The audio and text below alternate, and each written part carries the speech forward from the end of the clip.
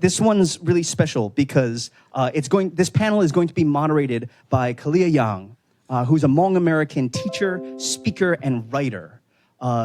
She's done insightful work on undocumented and refugee issues for children and adults. So Kalia will guide us through today's discussion, starting with sharing a reading from her work. So I'll turn it over to you, Kalia, to help us dive into these critical issues as we explore actionable solutions. Thanks, folks. Good morning, everyone. My name is Kalia Yang. You can call me Kalia. I am coming to you from St. Paul, Minnesota, and I'm delighted to be a part of today. Thank you, Jason, for that introduction.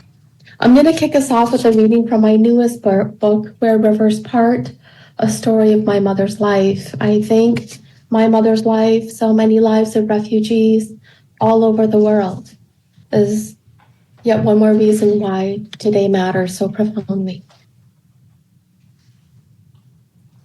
The book opens with a quote by the Renaissance writer Dorothy West. There is no life that does not contribute to history. There is no life that does not contribute to history. And it opens with a poem, not because I'm a poet, but because I am the daughter of a song poet, and I come from a great oral tradition, the Hmong oral tradition. There was once a house that sat where two rivers met. The house was made of wood. There was a shingle bamboo roof on top. Out back, there was a garden filled with herbs and spices. In my memories, the house fills my heart. Remembering it makes me weep. One day I will return. This Hmong house will be full of people again. Mother will sit among the flowering mint in the garden. Father will stand by the door underneath the overhang of the roof. My brothers and sisters will abound. The living and the dead will be together at long last. There was once a Hmong house that sat where two rivers met. And I will read from a chapter called The Unraveling. I am speaking in the first person. I'm speaking in my mother's voice. Long before I am on a plane, Laos comes to me in the form of shadowy animals running across the terrain of my life. And then in my dreams, I start the return. I'm wide awake. I'm sitting on the sofa, massaging my red hands one on the other. The ibuprofen does not help alleviate the pain. My shoulder aches. It waits its turn for a touch. The surgeries have failed, the operation to help treat the carpal tunnel in my hands so that I can continue working. The procedure to remove the bone spurs on my shoulders so that my hands can still pull and push the mortgage files onto the high shelves. At first, I take medical leave, hoping the rest will help bring back what the surgeons could not. When I go to work with a doctor's note saying that I shouldn't lift anything over 10 pounds until I get authorization, the bank tries to accommodate at first. They send me upstairs to review files for signatures. I'm slow and meticulous.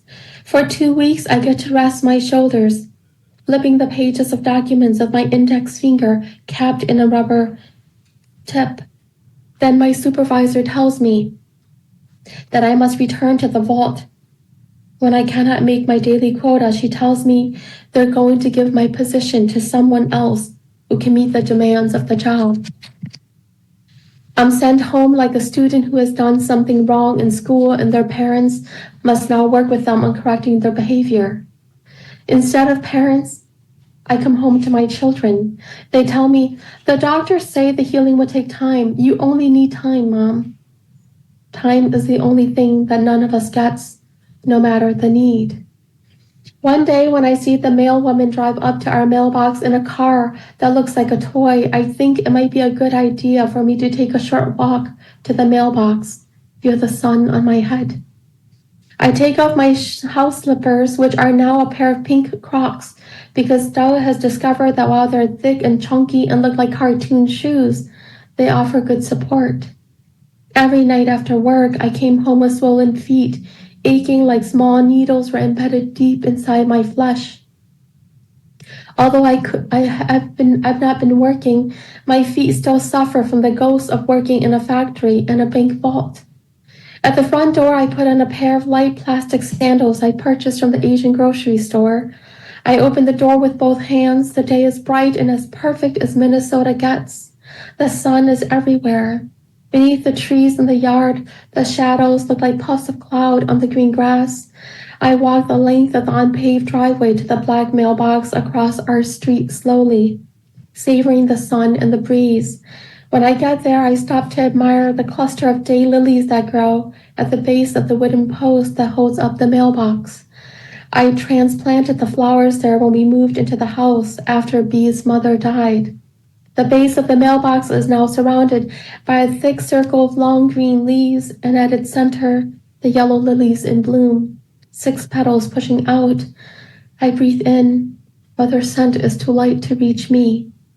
I know that each flower only lives for a day. I open the mailbox door. Inside, there's a single white envelope with my name on it. If my mother's death had opened me up, this letter sealed me in. After school that day, when I hand Doe the white envelope, she opens it. Doe translates the letter for me as her eyes scan its contents quickly, her face frowning when she gets to the end of the page. The white paper in her hands say that I'm now unemployed and that the bank I work for has invoked my long-term disability.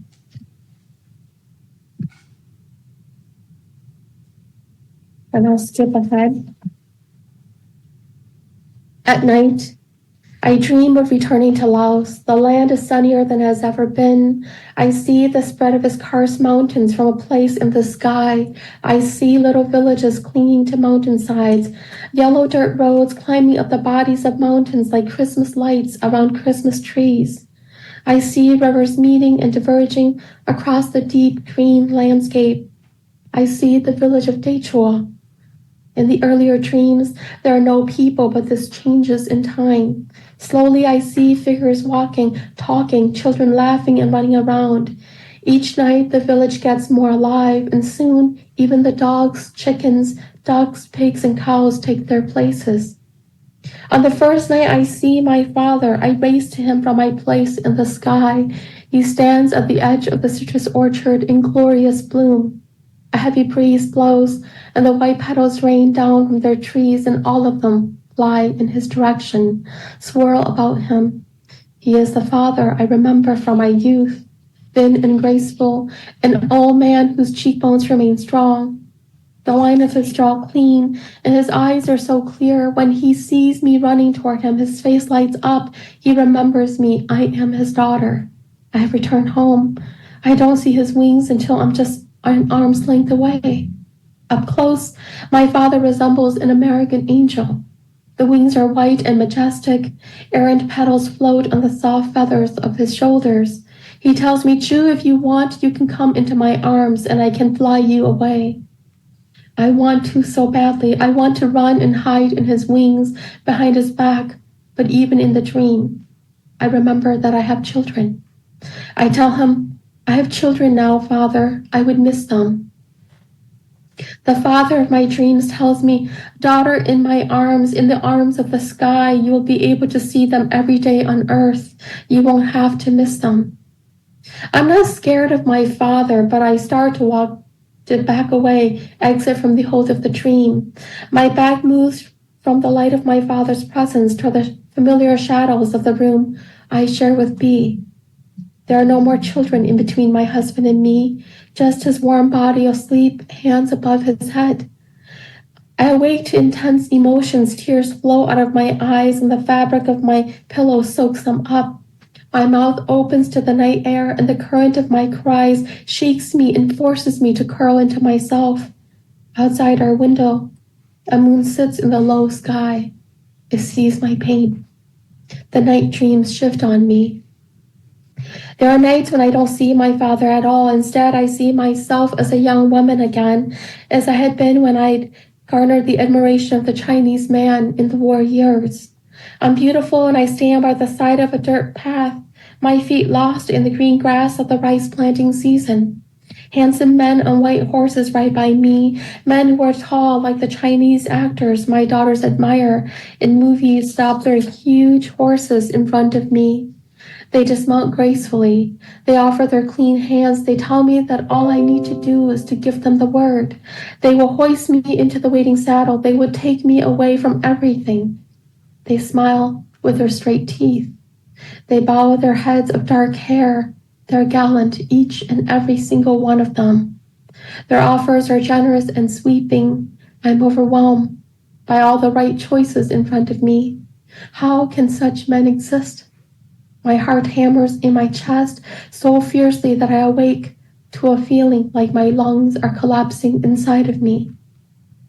The psychologist says, "What's going on, Chu? What's going on?" I shrug my shoulders. I say, "I don't know. My hands and shoulders hurt. I can't sleep. I see things." He says, "Talk to me. Tell me your story." I start to cry. My tears, once buried deep inside, now live in my pores. At the lightest squeeze, they seep from my body. I shake my head to try to stop the tears, but they're now awash in a current beyond my control. The doctor retrieves a box of tissues from somewhere in his big wooden desk. I pull out two and I push them into my eyes. The room is silent. Everyone is waiting for me. I swallow my hurt. I say, not looking at my daughter or the interpreter, "My father died when I was young." The doctor nods his head. "Go on." I say, "There was a war. I was young. I met my husband. I left my mother to be with him. And now," the doctor says, "and now you need help." I nod. He says, "I'll put you on a stronger dose of the sleeping pill than what your doctor has already given you. The side effects shouldn't be significant, but if you have any issues, let me know. I'll help you rest." He flipped through the thin file in front of him. "I see that your doctor has tried Wellbutrin, Prozac, Zoloft, Paxil, Effexor, Cymbalta." He looks at me like we're both in a joke together. He raises his eyebrows. He says, "What's next?" He says, "What are we going to do with you?" It isn't a question, and the interpreter's voice is light, communicating that the doctor is teasing me, but there's nothing laughable about my life. I tell him, the problem is that I don't know what to do with myself. He clicks something in his mouth. The joke is out the door. He takes a deep breath. I've lived in America long enough to understand this means that the white person in front of me feels like I'm ruining a moment of fun. The supervisor at the factory used to do this kind of stuff to all of us refugees every day. I say, "My children need me. I don't want to die." The doctor is looking down again, but when he looks up, he now has on a very serious face, and he tells me with strong emphasis between each word, "You are not going to die, Chu." He looks at the white woman who will also become a doctor beside him. He says in a normal way, "What do you think about Alexa?" And I will stop here. I'll finish this reading at the close of our panel. But I am so happy to be here. Thank you for having me. Now I have the distinct pleasure of introducing our esteemed guest. First is John Harper, Chief Executive Officer, FSG, Reimagining Social Change. Margarita Aligre, Chief Disparities Research Unit, Massachusetts General Hospital, Mongan Institute, Professor, Department of Psychiatry, Harvard Medical School. Jessica Hernandez, author of Fresh Banana Leaves, Healing Indigenous Landscapes Through Indigenous Science. Thelma McBride Murray, University Professor of Human and Organizational Development, Peabody College, Vanderbilt University, University Professor of Department of Health Policy, Vanderbilt School of Medicine. Ruth Shim, Luke and Grace Kim, Professor in Cultural Psychiatry, Professor of Clinical Psychiatry, UC Davis, Associate Dean of Diverse and Inclusive Education, UC Davis School of Medicine. Ishita Srivastava, Vice President of Cultural Strategy at the Frameworks Institute. Welcome, everyone. You all will have a chance to dialogue with our experts as we delve deeper into the critical topics, huge topics, each books upon themselves. health equity, structural racism, anti-racism, systemic change, changing mindsets, and colonialization. We hope that through their insights and discussions, we can better understand the systemic and structural changes needed to address racism and its profound impacts on healthcare and health outcomes. After we hear from each panelist around these structured subjects, I will moderate a Q&A where we can further engage with each. So thank you, everybody, for being here. Ruth, I'd like to start with you, if that's all right. Would you please share more around the definition of structural racism and oppression and explain how these concepts impact mental health and social determinants of health? Yes, thank you so much. It's really great. First of all, thank you for that reading, and I look forward to the end of it at the end of this panel. It's such a pleasure to be here and to be in this space with all of you. I have just a little time to talk about structural racism and oppression.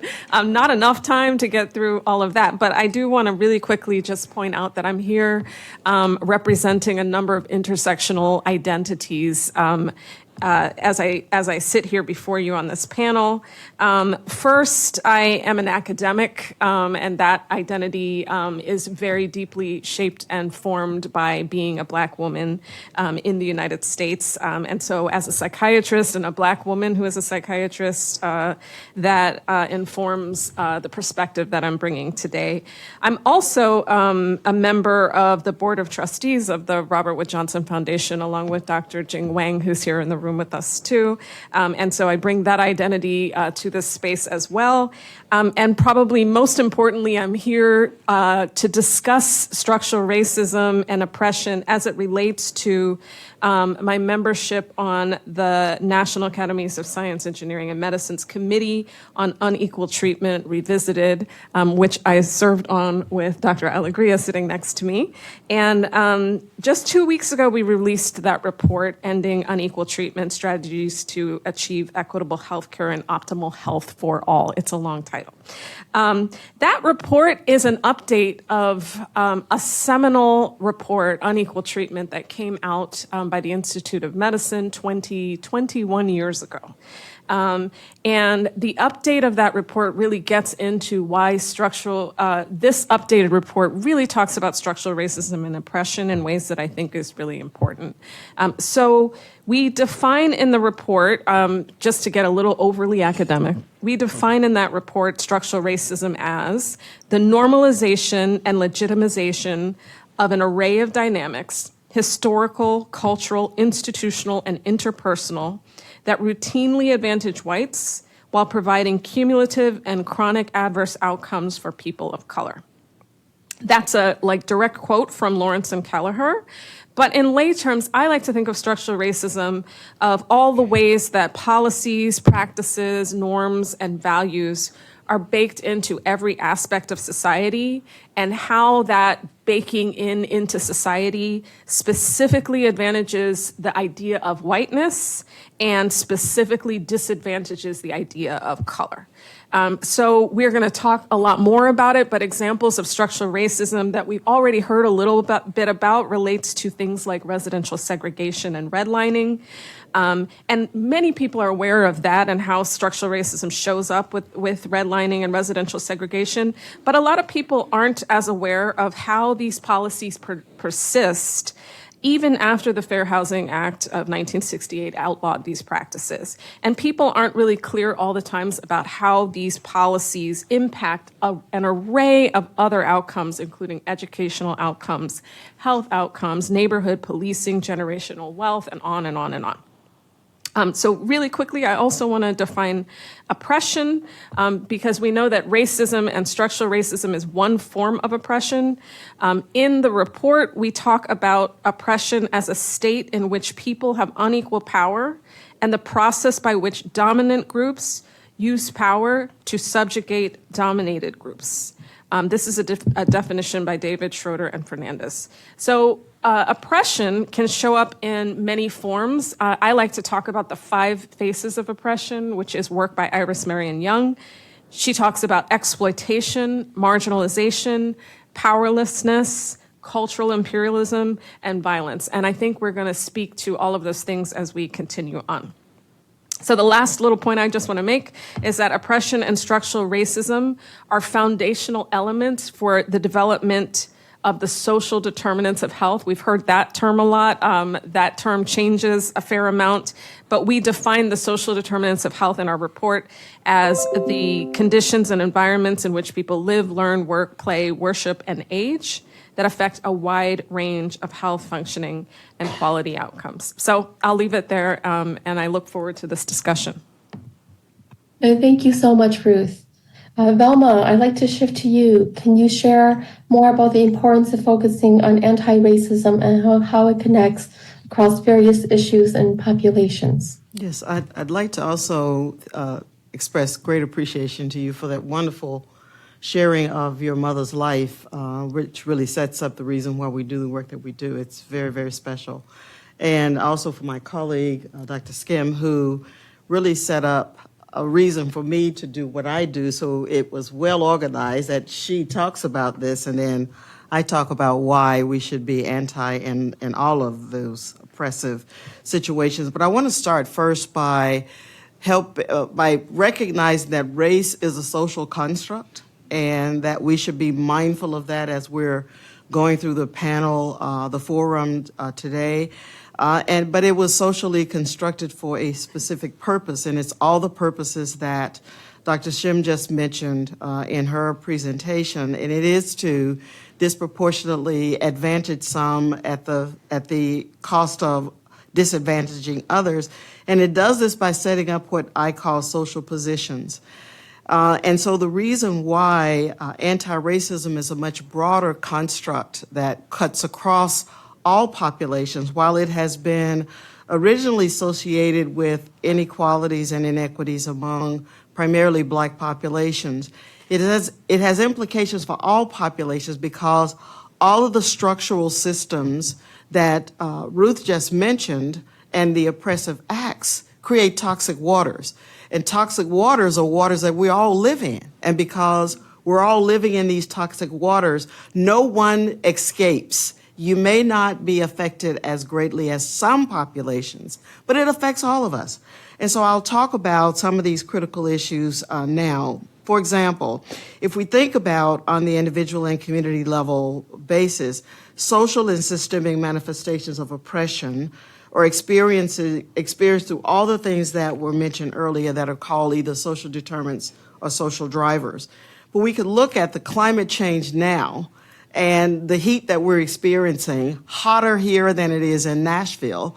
It says something about what's happening to our country when policies and laws are made that may be targeting subpopulations, but they have spillover effects for all of us. And so no one is escaping the heat, except you can go in the air condition. But when you come outside, all of us are experiencing this. If you think about practices regarding the housing, while it may be targeting people that are in low-income situation, it has implications because policies are practices that begin to govern the way that we do what we do in the individual and community level. So it has spillover effects for all of us. And so an example that I also thought about was the fact that COVID-19 occurred and there was a consensus report by the National Academies, the long-term effects of COVID-19 on families, children, and youth. And what we found in that consensus report, we called it the Great Revealer. And the Great Revealer was, we haven't taken care of all populations in our country. And as a consequence of that, everybody was at risk. All of us were at risk. So that's why there is this interconnectivity. And because all of us were at risk, our government decided we need to spend time looking at those that are more vulnerable because they're the ones that are the essential workers with the possibility of spreading the disease to other populations. And so this sense of we're all in this together became very revealing for us during the pandemic. And so in terms of why we should look at anti-racism, as a connector across all of the populations and the issues, it is because we're all in this water together. And when there is injustice for one, as the philosopher would tell us, Martin Luther King, there's injustice for all. So the things that I also want to leave with, because I know we have just 5 minutes. This is a passionate topic for all of us, so it's hard, especially academicians, to tell us, you just have this amount of time, so that's why I'm looking at my notes. But all people, regardless of race, ethnicity, gender, sexual orientation, geographic residence, we deserve the right for equitable opportunities to live our full potential. But to do so requires restructuring policies, practices, and laws that are equitable to the point that they become equitable and just for all. And so how and when and to whom oppressive policies and laws are enacted upon is important for us to begin to be thoughtful about. And so one of the questions is then, why anti-racism as a platform? And many of you in the room attended a summit that I co-organized in Panama City, Panama, really 2 weeks ago, I guess. But it focused on anti-racism, and it was an international conference, summit, specifically designed to bring all of us together to think about solution-focused opportunities that we can think about that cuts across all geographic areas, countries, populations, because many of the issues that affect us are driven by the policies that we just talked about. They're the practices that are then implemented in spaces that affect the lives of individuals.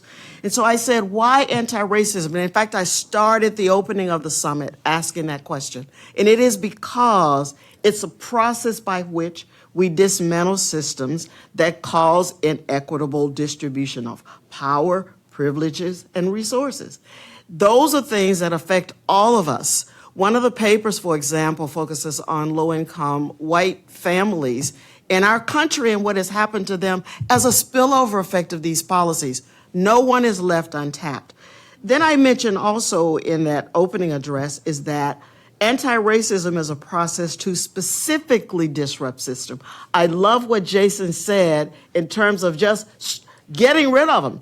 They're not working. So we have the opportunity to be innovative, solution-focused, agenda-setting people in this room and online. But it's a process to disrupt those systems that marginalize and disempower peoples and their communities based on those arbitrary social categories that we've come up with, but also because we've labeled some people having certain kinds of statuses depending on how they came to this country. Sexual orientation and all of those things are arbitrary labels that we've placed people in social positions in order to determine who the have and the have-nots will be. So the overarching goal for me was, in this anti-racist agenda, was bring together research policy influencers, community organizers, and disseminators to collectively explore and develop an innovative solution-focused agenda to not only clean the toxic waters, but to also disrupt and revise systems and structures that create and dump pollutants in the water that's creating this particular situation that we're experiencing. No one escapes this. We're all affected in some way. Those that have been historically marginalized, of course, share the brunt of it, but it affects all of us. If they change the laws regarding taxes, if they change the laws regarding who can own homes, it affects all of us. So all of these policies, they don't just target specific groups of people, while oftentimes they're designed to target, it has spillover effects for all of us. That's why an anti-racist agenda is important. Thank you so much, Velma. Let's turn to Margarita. Margarita, can you discuss how you work to ensure that the programs that you create are effectively adapted and utilized by diverse communities? Yeah, let me start by saying I'm a recovering academic. I've been in academia for a long, long time. And actually, like Ruth, I'm very interested in why we we do all of this research and it doesn't go anywhere. And so I'm going to be talking about the importance, and I think Julie Morita, thank you for your initial panel, because it really frames a lot of the things I'm going to say. Let me start that your so inspiring passage really vividly captures what people I see all the time in my supervisions. And it's this pain of the distance between where the community is and where medical care is. There's this huge distance that we have not been able to surpass. And part of the problem is we really have a research to practice implementation gap. And also, we don't bring community early enough to really be the co-producers of the interventions we're going to do out there. And unfortunately, I learned this very late, and actually by youth who told me, no, we don't want a mental health intervention. Please don't do one more with us. Just do civic engagement, civic leadership. And we had to change completely what we were going to do. So one of the things I want to talk about is the importance of bringing community early on. One of the things we do is we outreach people early on. We go out. We don't wait for people to come in because we are coming way too late. If you have any doubt of this, go to the emergency rooms where we're seeing people on and on and on in emergency rooms because they didn't get the care early enough to avoid a crisis.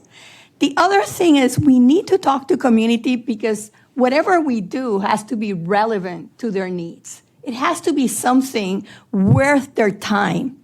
Time is the biggest commodity right now. And if you have to go to a medical appointment, and I'm included in that, it takes me forever because I do not prioritize care unless I'm really dying. And so we go to you and we try to bring you in. We try to learn what you need, what will motivate you to be engaged in the care you need, and how to get you engaged very early on.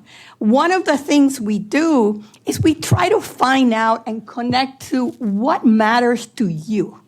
We're in the field of mental health and substance treatments. We use a lot of reduction of symptoms. And people tell us that's really not what I'm coming here. I really want to change the quality of my life. I want to have better functioning. I want to be able to do things, go out and enjoy life. And so we really have to go with the outcomes that people care. And that comes from community. It doesn't come from academia. I think we also need to be able to make sure that we are culturally, contextually responsive because people's lives are very, very different. Right now, we did a study in North Carolina and in Massachusetts, and I can tell you, it was like night and day. Certain things we had to contextualize to a rural environment, and we couldn't do the same things there. Language is so critical. This country has really enmeshed itself in only doing English. And that's not really inclusive. If you really want to be inclusive, you have to move beyond English. So we do our interventions. We started with 4 languages, Spanish, English, Mandarin, and Cantonese. Now we're going to Haitian Creole. We're going to Arabic languages because people are saying, why are you not serving us? And so we need to create not only the language, but the cultural supervision. So one of the things we do is we do toolkits. We're working right now in our interventions on what we call capacity building. And that capacity building is reciprocal. It's not only us academics saying what needs to be done, but we're actually learning from communities what we should not do and how we should do it, so that the time, the conditions, how to make it useful and easy to navigate is very, very important. We work a lot with community health workers that are supervised by licensed clinicians.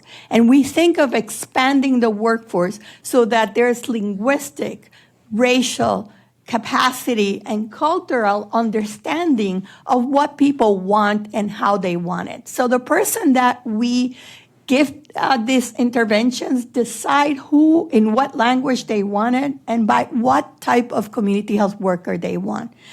We also think very much about the connection that needs to be done. In this toolkits, one of the things we believe is you have to talk about who you are as the connector. And who you want that person, you have to hear who they are, what they're looking for. So we don't think about intervention as treatment. We think as coaching both ways, coaching from the community to what they would like us to do, and for us to coach them on we think are evidence-based practice that can help. One of the things we really make very important is the expert knowledge of that client and how their decisions need to be driven by who they want to, where they want to go and how they want to go. And as Ruth was saying, and Ruth and I tend to agree on so many things, if one does a conversation, it covers both of us, so we don't need both of us here. But social determinants of health, it's such a critical part of what we do in our interventions in our toolkits. So our toolkits, to give you an idea, is training for community health workers of 60 to 80 hours. That helps them prepare, and then we do a lot of on-hand training. And we also go back to community where they really refine what they're doing. But we also include social determinants of health to think that medical treatments without the social determinants of health are going to be sufficient is not really knowing the reality of the circumstances people have. So I think that's central. And then lastly, I think we really need our programs to be taken out. We need to move out of clinics. We need to move out of academia. We need to bring that distance, shorter than distance, so we can ensure that people out there are doing the work that we're really uptaking what we are saying. I once, in 2004, I was chair of Academy Health, which is the biggest health service organization. And my presentation, I only had 10 minutes to give a very short presentation like this one. And I asked, why are we doing all of this research if no one is taking it? We're throwing the football, but at the other end, there's no one there. And now, with our community dissemination, that's exactly what we're doing. We're throwing the football, but the community is out there to take it, grab it, and run with it. So Thank you, Margarita. John, if you could please talk to us about the intersection of systemic change and health equity, more specifically around the importance of engaging corporate and philanthropic audiences in advancing systemic change. Well, thank you so much for being here. It's really an honor. I will share that I am not an academic. I'm one of those folks on the other side catching said football, translating the research into something that feels more practical, something that feels more translational, something that philanthropy, that corporates can actually take up and scale. That is the work that we do. Plus one to everything that's been said. Let's start there. But I would also offer up that if we add a systemic lens to this conversation, then solely looking at policies, practices, and resource flows will be insufficient. Part of what we're saying in this conversation about social determinants of health is that there's much more than just the quality delivery or access to care. If we're not also considering the built environment, if we're not also considering the other factors that are ultimately impacting community, then we're never going to long-term see the changes that we want to see. We offered up the Community Reinvestment Act. That was a policy, a very powerful policy, and yet redlining continues. right? So what are we talking about here? If we only focus on the policies, the resource flows, these explicit elements of change, then we're missing the opportunity to actually see the more implicit components of the system. We call this system change. These are the conditions that enable our systems to continue to produce these disparate outcomes. At FSG, we believe that that top line, those explicit elements, the practices, resource flows, policies, incredibly important, but wholly insufficient. If we're not also thinking about the power dynamics, the relationships and connections between community, and most importantly, the mental models underneath that are holding these things in place, then we are unlikely to ever see the outcome that we hope to achieve. Perhaps more importantly, if we're only focusing on government intervention, then we are highly unlikely to ever see the outcomes that we want to achieve. Therefore, we must engage philanthropy. We must engage corporations. Think about the amount of traditional strategic philanthropy that's been delivered towards climate action. On the reverse side, think about the amount of corporate lobbying dollars that have been spent on limiting climate action. And where are we today with the hottest year on record? Right? So if we're not thinking about engaging corporates and philanthropy in this conversation, then we will never actually see the outcomes that we're trying to achieve. Now, interestingly, when we invite philanthropy and corporations into this conversation, I would say that sort of three things come to bear. Number one, it's the acknowledgement for them that you have a role to play here. If you are a philanthropic funder and you are only funding the delivery of programs and services, you are never going to achieve your long-term mission for what you hope to see present in your community. We have to think about these other elements. Similarly, if you're a corporation, there's a shared value opportunity here. What is the opportunity if you were able to seize a new market of currently unserved or underserved populations? What would it look like to actually access that market? How might you transform your operating environment if you're able to invest in that local community? What would that do for your long-term business value and profit opportunities? We bring that lens to solving the issues of health equity, helping folks understand that this is not just about your CSR dollars and your philanthropic dollars. I want to talk about your impact investing. I want to talk about your vendors. I want to talk about how are we leveraging your voice to bring folks together around a table? Can we think about approaches that actually center community, but get at things like power imbalances, even in your unique system? That's the work that we bring with folks. And the last thing I would say is that there's no sort of one actor that's going to solve this, right? And so we help folks see that actually the path here is to be in right relationship to those other players, particularly if you think about a place-based level, your large public hospital, perhaps your large private hospital, wanting to do incredible work, but that work alone of that hospital will be insufficient. The work is, how do you leverage that platform to think about your spend outside of philanthropy? How do you leverage that platform to bring policymakers and community and your peers in the private sector to a conversation about what we could do together? That's the work that we invite with folks, and those are some of the challenges that we navigate as we bring more philanthropy into this conversation. Thank you so much, John. Jessica, would you mind sharing more about the rights and responsibilities for Indigenous communities? So, Pandeo Padichi Biguri, as mentioned, my name is Jessica Hernandez, and I'm from the Maya Chorti Binisa Nations. I wanted to thank you for sharing your mom's story. It reminded me of the story I shared of my father in my book, and it kind of highlights the similarities that as Indigenous peoples we face when we're forcefully displaced from our Indigenous lands. So for me, I have one toe in academia, and I left academia actually last year. I work for an international organization that we might all be familiar with, where I get to meet every year with different politicians around the world to talk about the importance of climate change within the Rio Conventions. I'm going to be discussing land, and I think that it's important for me to also acknowledge what's going on around the world, especially when it comes to Indigenous peoples and lands. We are experiencing the genocide in Palestine, in Sudan, in Congo, and many other countries that have no voice in these discourses. We're seeing how children are being murdered. We're seeing how families are being separated and how health systems are actually plummeting, especially as a genocide. My father is a survivor of a genocide in Central America, and as a result of that, we were displaced into the United States. So it's hard for me to navigate my line of work advocating for land rights when it's deeply embedded in my family's history, especially my father.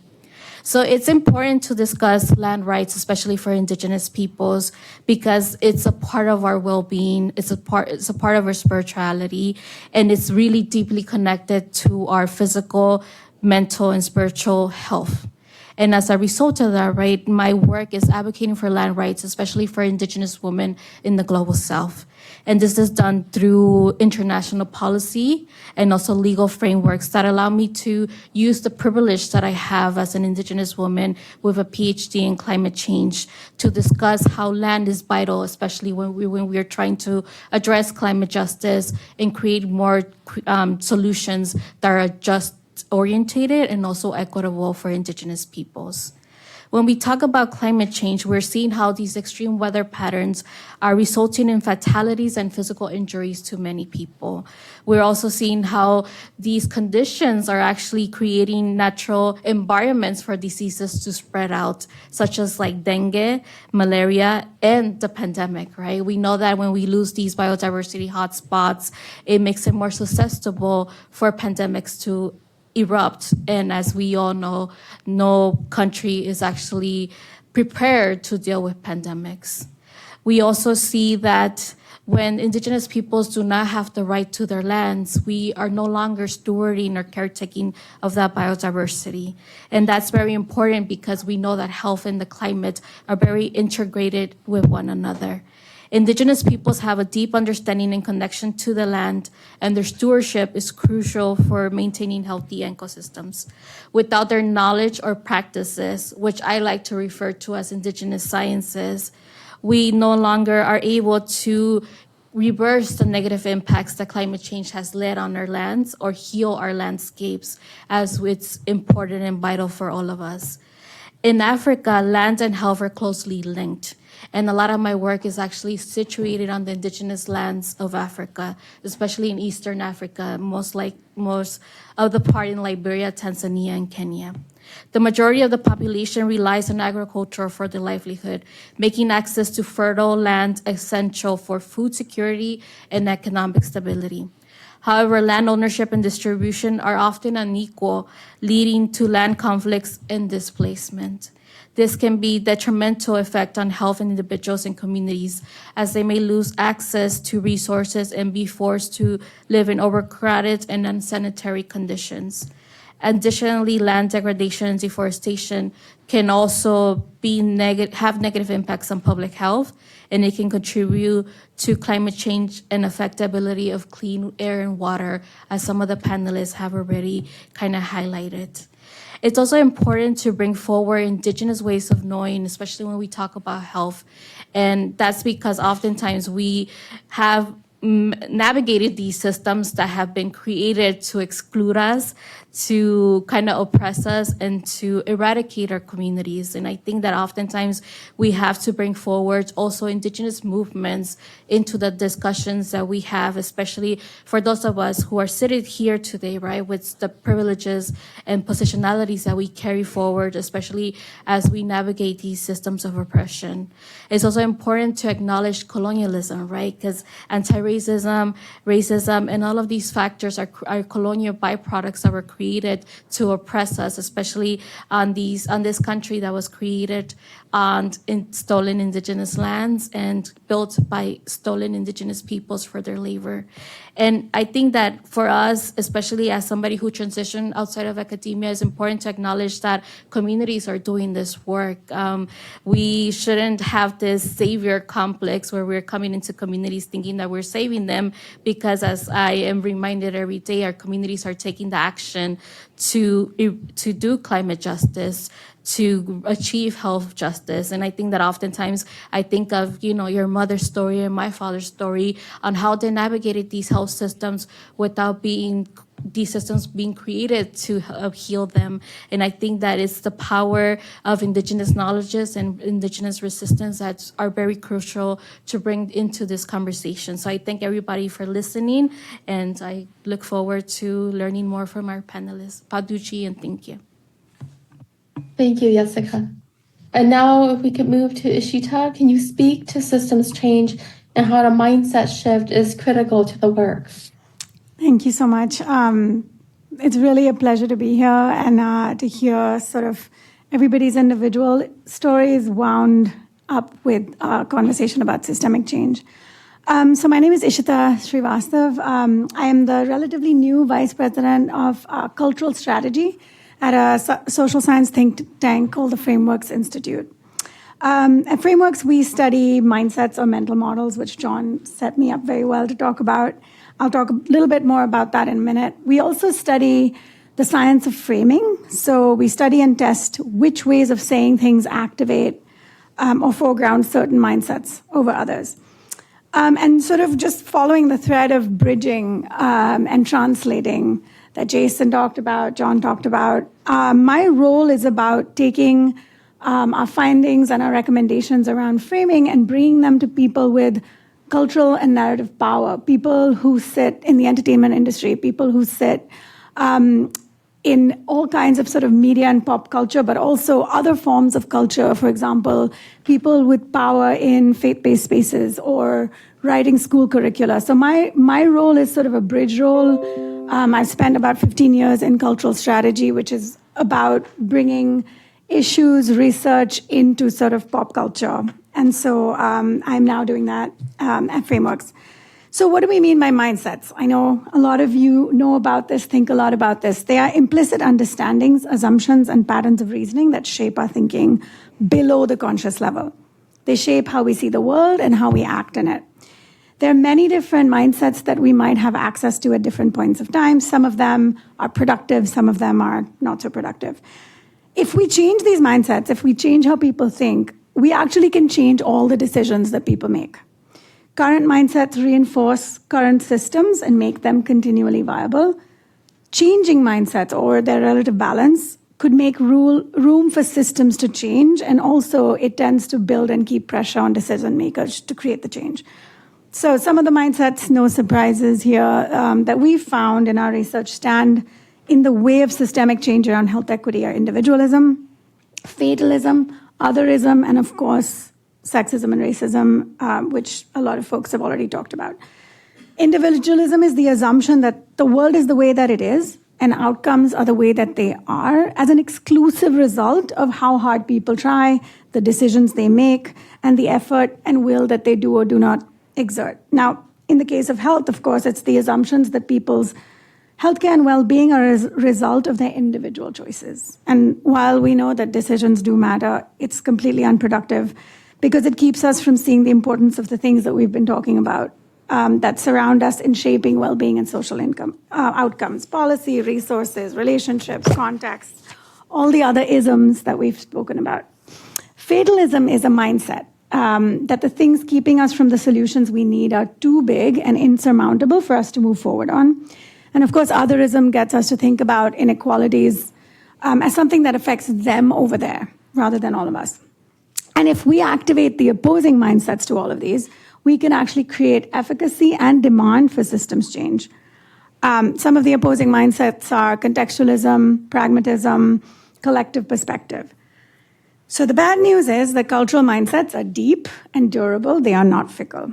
But there are two pieces of good news. The first is, as I said before, many of us actually have access to multiple competing mindsets at one time. The way that they work is the narratives and the stories we hear actually activate certain mindsets over other ones. But at least the opposing mindsets are actually available in us. The second piece of good news is that the mindsets do change in response to the stories we hear. It doesn't happen overnight, takes time, requires consistent work, strategic work, but we know that they change. And the ways that we communicate, the choices that we make in how we say what we say actually determines which mindsets are activated. So that brings me to the other thing we do at Frameworks, which is we study the science of framing. The idea that the way that the choices that we make, the small and big choices that we make, actually help foreground or background certain mindsets. Sometimes these are very obvious choices. The values we use to argue for why an issue matters, freedom, interdependence, progress, justice, metaphors we use to explain how things work. But importantly, sometimes they're really small and nuanced choices. The pronouns we use when we talk about ourselves, but the pronouns we use when we say they, them, those people over we and ours. It's the power of the verbs that we choose and how certain verbs can actually extend agency to people and certain verbs can systematically deny it. So framing is how all these decisions affect how people think, so how they understand our issues. They affect how people feel, how they engage with or connect with what we're saying, and how people act, the things that people are and are not willing to do as a result of what they hear. Which is how and why certain ways of communicating and storytelling can get us closer to demanding and acting on behalf of systemic change. The last thing I'll say is the most important thing, in addition to studying mindsets and testing stories, narratives, and ways of communicating that move them, is that it's really important who we then give those messages to. And so I think I hopefully can talk a little bit about this in the Q&A, but it's really important that we identify strategic people with narrative and cultural power, and we translate these tested messages in ways that they can use in their content. So in their art, people like Jason, people are already doing this intuitively. If we can sort of support them with messages that make sense for them to integrate into their content, into their storytelling, into their TV shows, that's one really important way we can change mindsets. Thank you. Thank you so much, Ishta. And thank you, all of you, for your valiant and courageous contributions to this conversation. It is a big one. And right now, I'm going to shift us to the moderated part of our session. I have prepared questions for each of you to kick us off, and then we'll filter in questions from the online audience and the in-person audience. But Margarita, I have a first question for you. Given your extensive experience in adapting and disseminating programs across diverse communities over the last years, how do you navigate the balance between maintaining program fidelity and allowing for local adaptations to meet specific community needs? Yeah, it has been, I have to say, it's difficult when you're doing so many cultures and languages at the same time. But I have to say, one of the biggest one of the things that has helped us so much is advisory boards that include the people from those desired communities that are working with us. We also use collaborate right now with supervisors that are cultural bridges with what we're trying to do to keep what's the core and what are adaptations that we need to do. We do a lot of adaptations, not only linguistically. I mean, things have to do with, for example, literacy levels. One of the things we found that people ask us for in the Cantonese was to do a workbook that was not language-based, that was pictorial, because they felt that that really was more needed in really transforming the intervention and getting the intervention. It's interesting that, for example, our Black folks talk, your materials, the way you're explaining anxiety and depression is not really capturing the message for us. You have to change the wording. The message has to be more about stress, about being overwhelmed, rather than focusing on something as judgmental as, having depression, which people might feel you're judging them. So it's interesting how we needed to change across how we refine the intervention. So there are core things that are carried across all groups. But I have to say one thing we don't do, and people will be shocked about this, is we don't use so much Asian Pacific Islander, Latino, we actually ask the person to really tell us how they want to be identified. and what is important for them. And it's interesting because we've gotten answers that we didn't expect it. So like my identity is I come from a police culture, or I come from the military, and there are certain things that you don't share if you're in the military. So I really invite people to be open up to that intersectionality of identities that really is the richness of how people think of themselves, and that's taken into account when we're adapting interventions.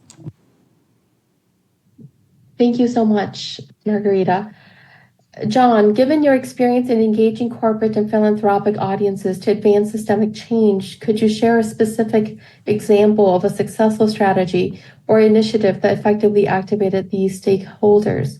How did you navigate any challenges or concerns that arose during the process? Yeah, I posed this question to a few of my colleagues, and interestingly, it started a conversation around what success looks like, right? If we can acknowledge that these are systemic issues, your 3 to 5 year philanthropic initiative is not going to solve the systemic issue. So we can speak to quick wins, and it's important to acknowledge those quick wins and simultaneously acknowledge that there's still much more work to do. So with that caveat to what success looks like with the systems lens, 2 examples come to mind. I appreciate naming the advisory boards groups. We have many of our pharmaceutical clients that are rethinking the way they approach their advisory boards. I think if we address sort of the mental models or the power dynamics within advisory boards, questions that are coming up now are, is everyone paid here? Is everyone paid the same here? Do we pay the same for our community representative, our patient advocate, as we did our esteemed scientists or a representative from the local hospital? What does it look like to actually level this playing field? Are all of our meetings happening during daytime hours where folks who have jobs where they can't leave those jobs aren't able to participate? Are we providing childcare, other things that reduce the barriers for folks to actually participate? These are the mental models, the opportunities that we have to shift those things that actually start to shift power. The advisory board is an incredible step, and if we're not considering some of these other elements, you're not fully living into this opportunity to shift power. Now, another concrete example that comes to mind is some work that we did down in Dallas with Children's Healthcare. It's a large hospital that started the Health and Wellness Alliance for Children. So over the course of 3 years, Children's Healthcare saw their hospitalization rates around asthma drop by 45%. That's an insane number for most of us in this room. 3 years, the number of young people that were hospitalized for at least 3 days around asthma dropped to 45%. Now, if you do the research and you say, what happened, you'll certainly see some changes on healthcare delivery, on access, some of those basic things. But what almost everyone speaks to is the creation of this alliance that the hospital led, but ultimately is now 100 community groups that are committed to improving the health outcomes locally there in Dallas. They are leveraging funding from Children's Hospital. They're also leveraging funding from many other corporate and philanthropic funders. But the group is of community, right? These are folks who are closest to the problem, working together to figure out how we can address this. So it becomes a combination of not just thinking about the access to care working group, certainly a set of folks working on that, but how do we get at some of the triggers of asthma? What does it look like to start to address what's happening in our school buildings and buses idling outside of schools? How do we work with the school district on that? How do we start to activate legislation that gets at code enforcement and housing and some of the other triggers around that? How do we work with our prosecutors to go after landlords to transform the experience of of families living in community while we're still working towards that objective around health equity? Now, interestingly, in this example, I think a few things come to mind. So for a couple things. So I named the access to delivery sort of thinking more broadly. I think the other thing that comes to mind is the rigor of the data in this story, right? Children's Hospital got at this for a purely economic reason. There are 60,000 kids in Dallas who have asthma. 3-day hospitalization cost $7,300 versus a preventative care to a pediatrician is less than $100. Right? That is the hospital's reason for engaging in this work. And they made the data and tracked that data over time for that hospital to understand their why for engaging in this work. And so I think that's the critical element here. But what are we targeting? How do we make sure that we're not just thinking about the direct care element, but thinking about those social determinants of health, thinking about some of those practices and mental models that are even embedded in the way we describe our initiative? Are you using an asset frame of our young people? Are we talking about those who are furthest away from opportunity, those underserved, right? The only the negative aspects of our communities? So that's one. And then two, how do we ensure that we are helping folks get to that why? The rigorous data story is often what our corporate partners need. What is our opportunity to ensure that we're providing that on the way towards health equity? Thank you so much, John. Ishita, can you give us an insight into some examples of strategies that we can use to activate strategic stakeholder groups, such as storytellers, artists, and other creatives who have the power to make the messages into their work towards the goal of shifting mindsets? Yes, I can talk about this forever because I'm a nerd when it comes to cultural strategy, but I promise I will not. I think the key thing in that question that I would start with is strategic stakeholders. We ideally would want to reach everybody with narrative and cultural power, but that's not feasible. So I would always start with identifying specific target audiences that we really feel like we want to reach and move, and then finding people who create content for those audiences. So that's like a place I like to start. The other place to start that often is the way I've ended up is finding people in cultural spaces, in the entertainment industry that are already aligned, that have a mandate for change, are already creating content about health equity, whether they know it or not, and go and talk to them. So in a way, the strategy here is sort of organizing strategy. It's just organizing strategy with people that have cultural power, narrative power. And so, as always, it's really helpful if these relationships are built slowly and feel transformational rather than just transactional. So there is a very important place for transactional relationships as well. Just a couple of tactics and strategies that I've found in my experience can work really well. So the place that I've spent the most of my time is actually working to integrate content into television, into TV. So TV has been proven to have a huge impact on mindsets. People stay with television shows for a long time. They stay with characters in TV for a long time.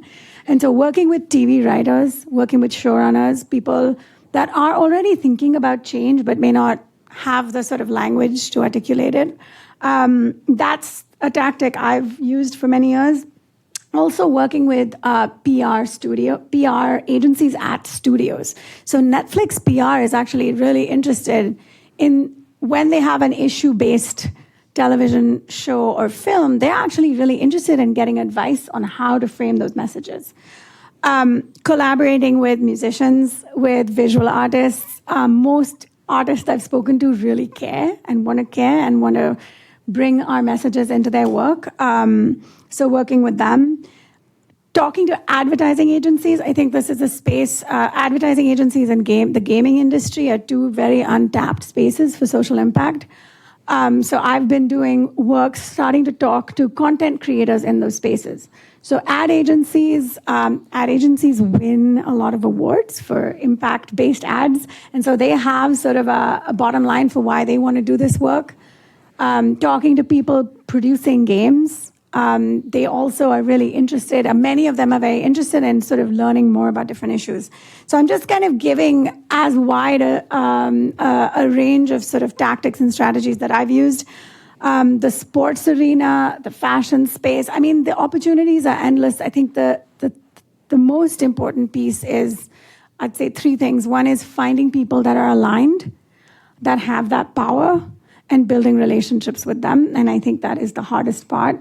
The second is to ensure that the messages are translated very specifically in ways that they can access and they can integrate into their work, and that's kind of a role I play. And the last thing I'll say is it's really important for us to be sensitive in not telling them how to do their jobs. Artists are artists for a reason. We need them. We need their magic. We need their creativity. I don't have that special sauce, but I have the sort of tested frames and messages that I can bring to them and hand to them in a way that they can make their magic with it. So that's just some ways of engaging people in the pop culture space. Thank you so much, Ishita. Ruth, could you share some key takeaways from the unequal treatment report regarding how structural racism and oppression intersect with social determinants of health? How can these insights inform policies and interventions to address disparities effectively?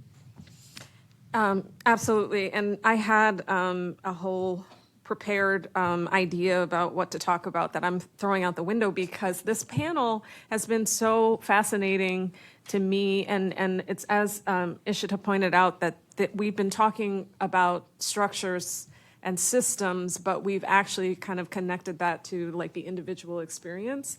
And so I wanted to talk a little bit about how that relates. And Kalia, your story and your mom's story was so fascinating to me around the interaction between a provider and a patient, or sometimes referred to as patients, referred to as many different things. But in the ending unequal treatment report, we highlight some data on racial concordance, and I just wanted to talk a little bit about how racial concordance is one of those things that people are constantly like, what is it about being with a provider of your own race that leads to these better outcomes? And I haven't done these studies, but I have a theory that it relates to oppression and structural racism, and I'm just thinking about my own experiences. So, I went to medical school, I did my residency in psychiatry, and one of the things that I feel like I got a really great training in how to be a good psychiatrist. But as I have gone on in my career, I've come to understand that the work that I do as a psychiatrist is so deeply entrenched in European ideas of how to treat people with mental health problems and substance use problems. And that, the dominance of thinkers like Freud and all of these other kind of European thought processes is a very clear example of a form of oppression called cultural imperialism. The idea that the dominant culture is the norm and that all other cultures are worthy of being othered and they are not normal cultures, that when we think about cultural competence, that we're supposed to learn about all these other cultures that are different from the dominant culture. And so my deeply European-based psychiatric training was not particularly helpful and did not have the expertise that I needed to be able to interact with my patients. And like a very clear example of that is I currently work with young people in the early stages of psychosis. And my European psychiatric training would tell you that you have to create a distance, a blank slate, a tabula rasa between yourself and your patient, that you can't have a connection that is personal. That if you start to reveal details about yourself, that will destroy the relationship that you're trying to develop around mental health. And it was only kind of by my own cultural background, my own beliefs about how things should be, and kind of experimenting with, I'm talking to this patient and I'm not feeling a connection with them, but maybe if I tell them something about myself, maybe I might connect a little bit more, and seeing the difference of how that led to far more important outcomes, far better outcomes. And so when we're taking apart this racial concordance finding, I think it's really about people knowing and trusting. I think it's about providers trusting their own beliefs and kind of going against the dominant culture's explanation for how you should provide care. And so I think it leads, I think we need to start thinking about how can we fight cultural imperialism? How can we center the dominated cultures of our society? How can we elevate those voices in thinking about how we provide care, how we interact with others? Thank you so much, Ruth. I'm going to interrupt my questions with one from the audience, and this is to any of the panelists. This is from an online audience member. Can you comment on the trend of private equity in healthcare and impacts on equity? Do you have conversations with healthcare boards about reinvesting in a place-based market of underserved people? As the consultant to the corpse, I'll take that one. So yes, we have this conversation often. Transparency, I'll share, it's a conflict and a tension inside of my own organization. We have a team of folks that only work with philanthropic partners who would say that pharmaceuticals and some of the private equity folks involved in healthcare are the root of all evil. And then we have other folks who choose to work in those environments with the idea that there are still folks inside of each of those spaces who are trying to drive forward change. So it's as the leader of the organization, it's a tension that I live with daily. And I think a tension that each of us grapple with. I would also argue a tension that's important for both sides of the conversation to be present. The othering of it, that was just saying that one bad player is not helpful or productive. Figuring out some of the spaces inside that we can still move the conversation forward, I think is most helpful. Now, what I will share is that I think there's a movement across many sort of anchor institutions. We all know the term of eds and meds. So large institutions inside of community that are trying to drive more effective investment. Now, oftentimes those commitments look like our lowest profit margin things, right? Let's get the landscaping team to be a person of color, not let's get the investment manager of our endowment to be a person of color, right? And so how do we think about actually shifting some of the dynamics when we talk about we're driving towards community development or reinvestment? How do we reimagine the approach to that? Are we, again, does our mental model say, oh, well, the black folks must be the caterers and the landscapers and all of these low margin businesses, which, again, important, but wholly insufficient. And I would argue a racist mindset that would tell you that you can't actually find the fund manager of color. You can't find the construction manager and developer of color. You can't find some of those other opportunities. I think what I am encouraged by and excited by is the move of these anchor action networks. They're present in St. Louis and other places where it's actually the idea of not just one hospital, not just one university moving this work forward, but actually figuring out how will we do a joint commitment in this work? What would it look like if each of us made a commitment to say 15% of our annual spend is going towards X? And if we're doing this work with workforce provider Y, you too might get in relationship with workforce provider Y. We're doing some of those shared resources. So I think it takes me back to this idea of some flavor of collective impact. These are pre-competitive conversations about how we can strengthen our local region that will both benefit our operating environment and the local community. This is a both and a larger we. And I would say there are many tables that are encouraging me that says this is possible. Now, again, I'm not Pollyannish here.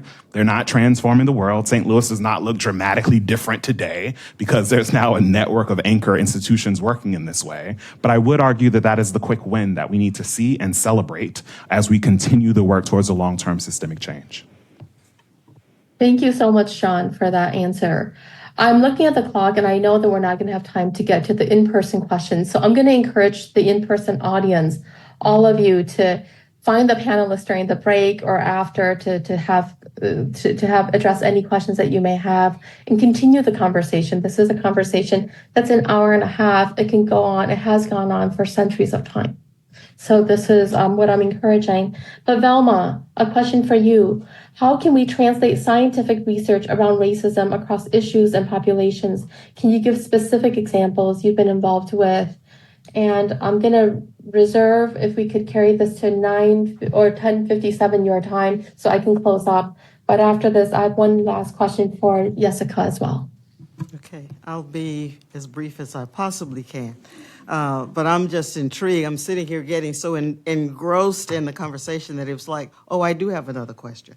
So 3 projects come to mind. One, I am part of this Center for Child Health Policy at Vanderbilt University Medical School. And one of the projects that we have in the center is to have our temperature on legislation that have direct implications for the public health of children and their families in the state of Tennessee. And so if a policy, for example, is being considered in the House, we will look at that policy, and then we will also poll families in the state of Tennessee, asking them what their critical questions or issues are that they wish our legislators would address because it would improve their life and their children's lives. And so we take that policy, we share with, in a public space, along with publication, what the families have actually said are the top 5 issues that they're concerned about, more often than not, it is not what the legislators are passing bills on. In fact, it's expanding the disparities. In that role, we also demonstrate how the concerns of parents differ by the state, the region in the state of Tennessee, and whether or not they're urban, suburban, whatever their race and ethnicity is. So you have a sense of knowing what the unique concerns are by populations in the state of Tennessee, and then the extent to which what the legislators are focusing on is or is not, or directly opposite of what the families want. So we take that and we want to do this as a rapid response to policies that are directly and in real time affecting what's happening in the life of these families. We also utilize not only sharing it back to the policymakers in terms of briefs, but we also put it on social media. So we'll have someone coming to campus to interview members of the team that worked on that particular report. And we also allow, we put the polls out in social media so that families can also see what's happening, then creating a sense of advocacy for the families to then tell Congress, our state legislators, this is not what we want. The other project is examining a study that we have published several papers from, where we had these callers who were designated certain race and ethnicity, pregnancy status, and age. And they were all supposedly opioid-addicted people. And they were calling the various clinics for appointments, and we wanted to determine the extent to which the referrals would place them in a place where they could get access to drugs that were much more effective and less stigmatizing based on race, ethnicity, and pregnancy status. Looking really at inequities in decisions that referrals and physicians are making. And what we found, if the person had a name that sound like Latina or Black or white, and they were not pregnant, they really were placed in very different places in communities where they thought physicians would accept them based on their race and ethnicity. Those women of color were more often sent to clinics where they were given stigmatizing drugs that made them feel like they were addicts. White women were much more likely to be sent to private agencies where they were treated in a much different way in these settings. Regardless of race and ethnicity, women who said they were opioid addicted and were pregnant, or pregnant people, were treated similarly regardless of race and ethnicity, more often sent to places where they were assigned to stigmatizing drugs. So that looks at disparity and inequities with decisions that are made on the spot by medical providers. The last study that we have that is underway right now is a NIDA-funded study where we're looking at the placement of decisions that are imposed on people who are opioid addicted, but they are at places where the Child Protective Services have come into their space to make decisions about their children. And we want to know the extent to which the laws that are being imposed are much more discouraging and disparaging of people based on their race and ethnicity. And this is a 50-state study, so we're looking at the application of those policies across these 50 states. What we're finding preliminarily is that Black women and Latino women are more likely to lose their children and oftentimes placed in foster care rather than with a relative compared to opioid-addicted women that are white. Thank you so much, Velma. And Jessica, last but not least, and I apologize for the time, we have 4 minutes left, and I'll reserve 2 to close off the session. But our final question, how do you acknowledge and integrate ongoing social movements outside of academia? This is for Jessica. Thank you for that question. I think that it's important when we bring these social movements into academia to actually give the credit to the communities.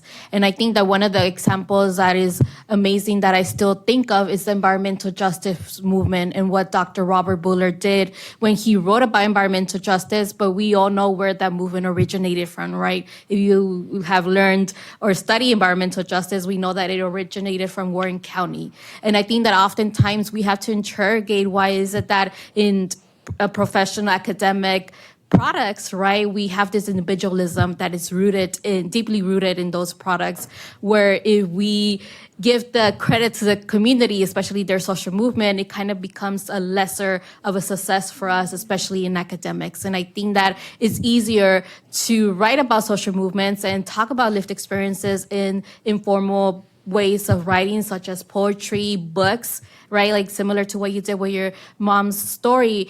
Why is it that it's easier to do that in books, but not necessarily in peer review articles? And I think that with this special issue, right, it kind of does that. It allows us to bring forward those lived experiences and acknowledge those social movements. And I think that now our next task is to interrogate why does it have to be a special issue, right? Why can't it be a journal? Why can't it be the norm that this journal follows going on? And I think that it's important, right, for us to talk about the systems changes and not focus so much on the colonialism that has made these structures more individualistic, where we have to be the ones writing the journals, we have to be the ones reviewing the journals, right? And I think that for me, I sit on the board for the Environmental Justice Journal, and I'm leading a special issue on Indigenous peoples and environmental justice.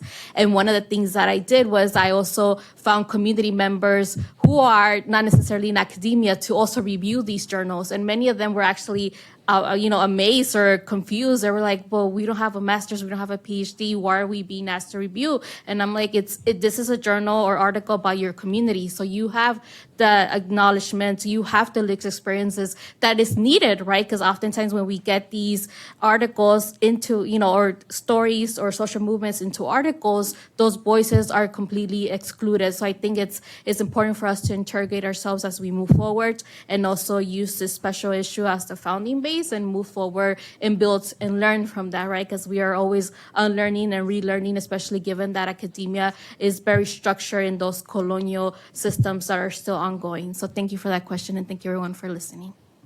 Wacho Jessica, Wacho Tataneshara, thank you all. I'm going to close out by doing another reading, the last segment of the story that I started, The Unraveling from Where Rivers Part. Again, it is my mother's story, and I'm writing in the first person. The doctor is looking down again, but when he looks up, he now has on a very serious face, and he tells me with strong emphasis between each word, "You are not going to die, Chu." He looks at the white woman who will also become a doctor beside him. He says in a normal way, "What do you think about Alexa?" She nods and says, "Why not?" The interpreter tells me they're going to put you on a new medication called Alexa to help you with your depression. We'll make an appointment at the front desk for another visit in 3 months to see how things are going. If you have any problems before then, you should have your daughter call the clinic to schedule an appointment. She waves her hand. Her fingers are short and plump. They're tapered at the tips. Her nails are painted red and the nail polish is chipped. I don't wave back, but I say, "Wacho." I thank her just as I thank the doctor and the woman who will become a doctor beside him in the tiny room. I try to smile, but it feels painful, like my face has been burned by the sun. I look around me, and for a moment I'm wide awake. The waiting room at the psychiatry office is full of refugees from around the world, people my age and older, men in salwars and women in hijabs. New refugees fill the room. There are Karen women with their sarongs fastened about their waists, carrying their ethnic bags, woven bags with lovely designs, fringes at the bottom.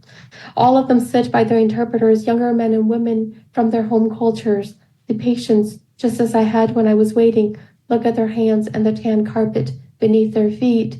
We're all in the same situation, all of us. We come from different wars. I look around me. The 3 receptionists, all white, at the curved counter like a C on its side, are busy talking quietly into their headsets, each clicking away on their computers. Long ago, I had thought I might be like them one day. New knowledge sinks in. Even when we ourselves are no longer worthy of pay, we are making money and work for other people. The familiar squeezing happens at my throat. I try to tighten my lips, but my mouth feels slack, heavy, immovable. I tell Kalia, let's hurry home. In the car, I'm exhausted. I feel as if I've not rested for days. I sit in the passenger side as my daughter drives me home. On the edge of sleep, I think to myself, her home is not my home anymore. As I fall into rest, my chest rising and falling with my breath, I hear her say, it's okay, Mom. You go to sleep. I know the way home. My stiff lips curve a little on their own accord. When I had a mother in the world, I knew my way home too. Thank you so much.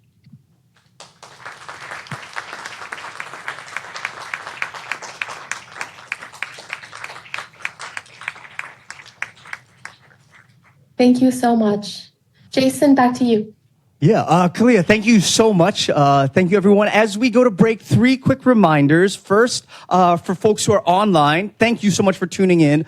Please remember you can engage via Slido, which is the QR code, and your stuff can appear. I also want to shout out Lucinda, our graphic recorder, who's doing some really neat stuff. My mind gets real cluttered, and that is a much more beautiful way to portray what's going on. Last, I want to say, please talk to these folks. They're incredible resources. They may want to go out and grab drinks and use certain facilities, so don't bog them down. But as we go to break, we've got 15 minutes, and at 11:15, we'll be right back for our next panel. Thanks for joining us, everyone.